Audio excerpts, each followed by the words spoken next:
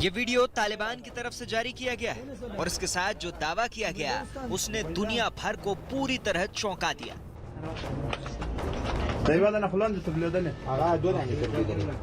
ये वो खजाना है जिसे तालिबान के लड़ाकों ने उस घर से बरामद करने का दावा किया है जहां से तालिबान के खिलाफ जंग लड़ने का ऐलान किया जा रहा था।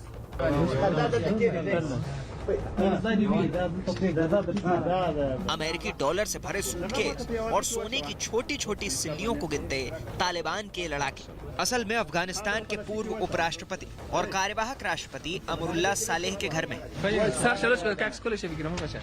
तालिबान का दावा है कि अमरुल्लाह सालेह के घर की तलाशी के दौरान $6.5 मिलियन यानी 48 करोड़ रुपए मिले हैं।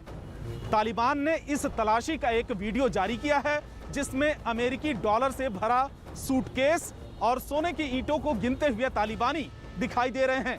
तालिबान के इस दावे को अगर सच मान लिया जाए तो उस खजाने का ये मामूली सा हिस्सा है जिसमें अमरुल्लाह सालेह के पास मौजूद होने का दावा किया जा रहा है।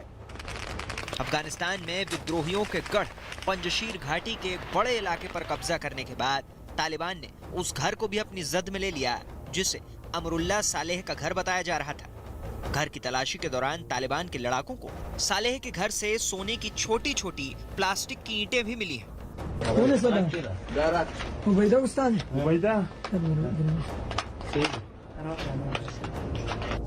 तालिबान ने एक वीडियो भी जारी किया जिसमें आतंकी डॉलर की गड्डियों को एक बैग के अंदर भर रहे हैं। उन्होंने लाइब्रेरी में बैठकर तस्वीर भी जारी की थी। अगर तालिबान का यह दावा सच है तो इससे विद्रोहियों के आंदोलन को बड़ा झटका लगा है।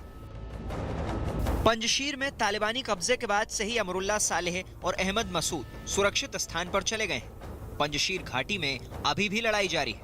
खबर यही है कि तालिबान के लड़ाकों ने पंजशीर की लड़ाई में अमरुल्लाह सालेह के भाई रोहुल्लाह अजीजी को भी मार डाला है। इतना ही नहीं, तालिबान लड़ाके रोहुल्लाह के शव को दफनाने तक नहीं दे रहे थे। रोहुल्लाह पिछले कई दिनों से पंजशीर में तालिबान से मुकाबला कर रहे थे। वो नेशनल रेजिस्टेंस फोर्स के एक यूनिट के कमांडर भी थे।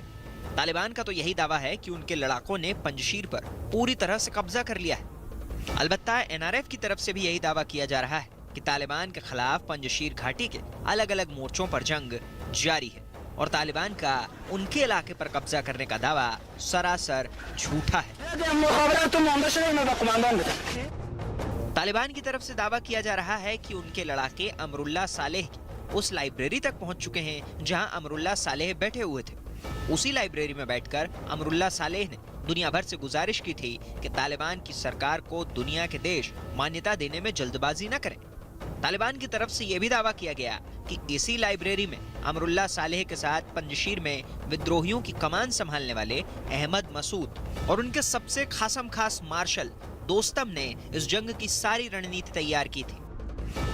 इस सिलसिले में कुछ रोज पहले ही अमरुल्लाह सालेह की तरफ से एक वीडियो भी जारी किया गया था जिसमें उन्होंने खुद को अफगानिस्तान का कार्यवाहक राष्ट्रपति होने का ऐलान तो किया ही था, साथ ही पंजशीर से अपनी लड़ाई जारी रखने की घोषणा भी की थी।